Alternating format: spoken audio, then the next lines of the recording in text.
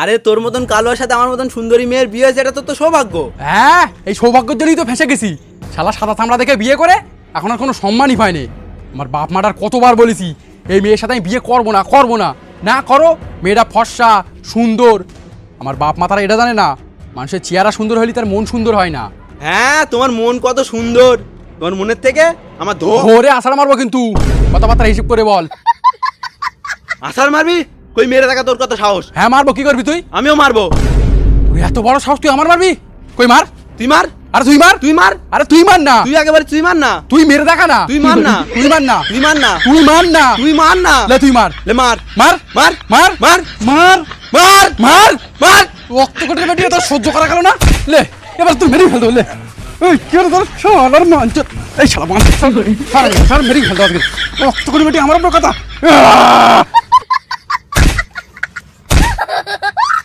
দর্শক দেখতে পাচ্ছ লাইলা মজনুর জুড়ি, দেব শুভশ্রীর জুড়ি, জিৎ কোয়েলের জুড়ি, জনিসিস মিয়া খলিফার জুড়ি।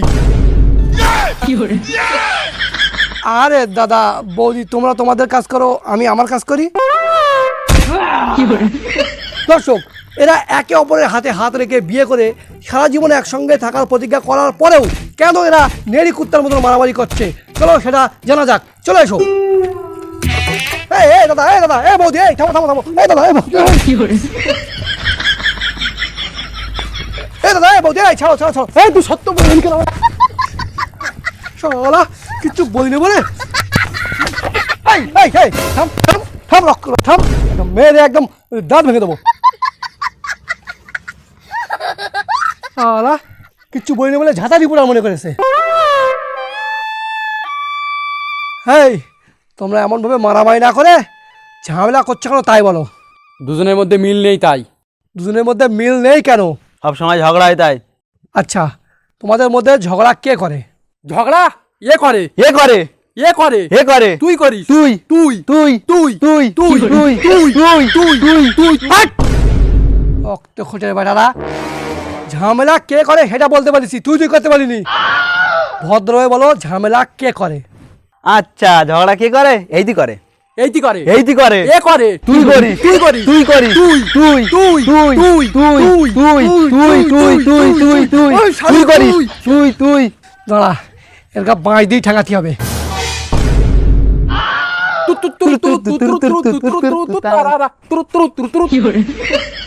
দেখো, আমি এখানে বুঝতে পারছি তোমরা দুটোই এক নম্বরের বাঞ্চোত। শোনো, আমি মানুষের মতো জিজ্ঞেস করছি, মানুষের বাচ্চার মতো ভদ্রভাবে জবাব দাও। আচ্ছা, ঝগড়া কে করে বলতে হবে না, এটা বলো ঝগড়া কেন হয়। কেন হয়? এই শালি মনে করে আমি মাগির মেলা, সারাদিন গাল খিস্তি বটি জুতো ঝেঁটা লাতি যা দে পারে তাই দে মারে, মারুক কোনো ব্যাপার না। কিন্তু রাত্রির বেলা ও আমার মুখের দিকে পোঁত দিয়ে শোবে কেন? শোবো না? তুমি জানো আমার এই মদ লোক এমন পাত পাদে যে গুড় থেকেও গন্ধ। কিন্তু বৌদি, তুমি একটু বেশি বেশি বললে না, পাতে গুড় থেকে গন্ধ কি করে হয়? তোমার বিশ্বাস হচ্ছে না? এই এর মুখে পাতো তো। কিন্তু আমার তো এখন পাঁত লাগেনি। পাত লাগিনি? তাহলে তুমি এর মুখে পোঁত ঘুষে দাও। ভাই ভাই ভাই, থামো থামো, আমি বিশ্বাস করেছি তোমার পাত গুড় থেকেও গন্ধ। আচ্ছা, আমি কি বলছি শোনো, এমনভাবে তো ডেলি ঝামেলা ঝগড়া করে সংসার করা অসম্ভব, তাই তোমাদের আমি কিছু বুদ্ধি দেবো, দেখবে সংসার ভালোভাবে হবে। বৌদি, আমার সঙ্গে এদিকে এসো তো।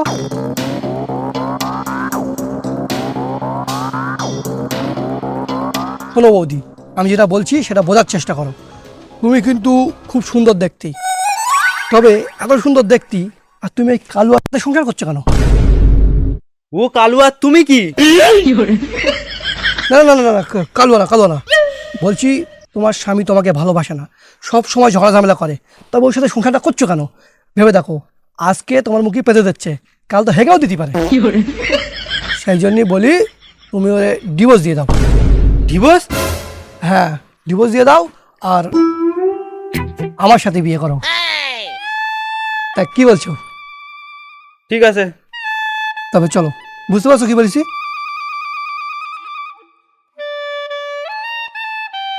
আচ্ছা বৌদি, তুমি দাঁড়াও, আর দাদা তুমি এই সাইডে এসো তো এবারে।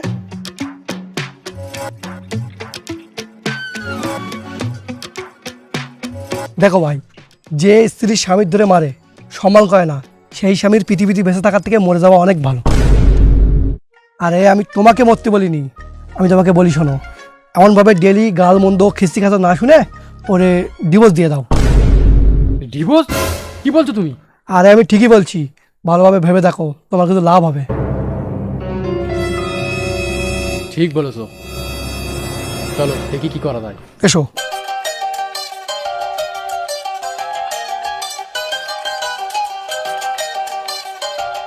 আচ্ছা, তোমরা তো সবই শুনলে, সবই বুঝলে, এবার বলো তোমরা কি করবে? কি করবো? মার রে।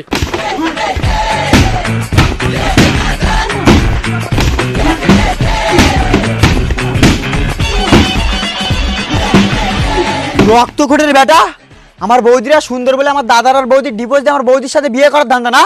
চল মেম্বারের কাছে বিচার হবে।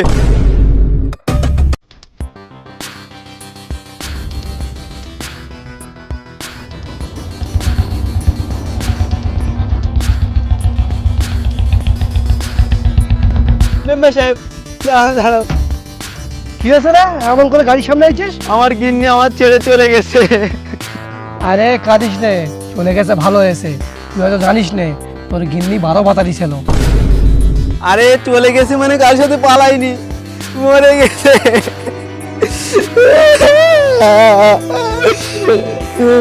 মেম্বার সাহেব, যাই বলো তুমি কিন্তু এক নম্বরে চুতিয়ার আসো, কারণ ওর বউটা মরে গেছে আর তুমি সাথে মজা করছো। আরে তুই ভুল বুঝেছিস, ওর বউ 10টার ভাত 12টা খেত তো, তাই আমি 12 ভাতারি বলিস। ও আচ্ছা আচ্ছা। মেম্বার সাহেব, তুমি কিচ্ছু একটা করো। কি আর করবো বলতো, তোর তো এখন আর কোনো আইবুড়ো মেয়ের সাথে বিয়ে হবে না, তাই দেখি কোনো বিধবা দু সন্তানের মা পাওয়া যায় কি। আরে আমার এসব কিচ্ছু লাগবে না, আমি গরিব মানুষ, টাকা পয়সা কিচ্ছু নেই, তাই বলছিলাম আমার গিন্নি শেষ কর্মের জন্য কিছু সাহায্য করো। ও আচ্ছা, তোর এই সাহায্য লাগবে, দাঁড়া। এই ফোনটা দে তো। এই শোন, আমি রাজুর দোকানে কল করে দিচ্ছি, তুই যা, তোর চাল ডাল নুন তেল যা যেখানে লাগে সব কিছু নে, টাকা পয়সা কিছু দিতে হবে না।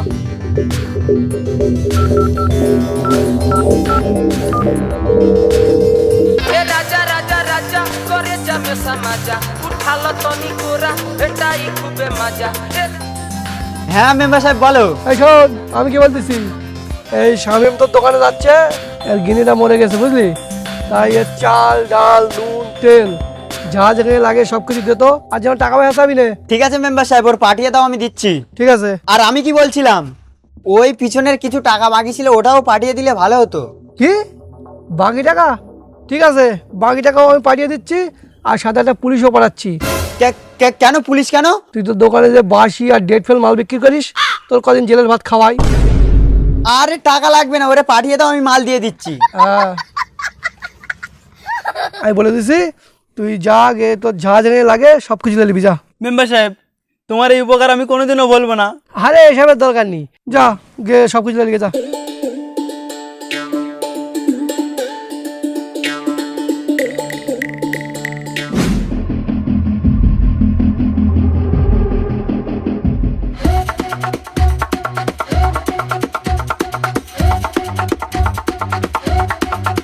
এই শামিম, এ আশিক, বিচার শুরু হয়ে গেছে?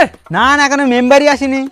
শালা আমি বলে তো বিচার শুরু হয়ে গেছে, ঠুসকে ভালো করে হাত না ধুয়ে চলে আইছি।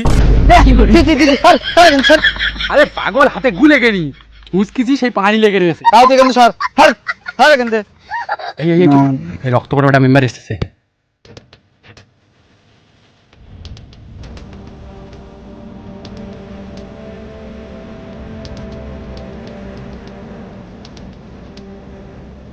মেম্বার সাহেব, এই শালা রিপোর্টার।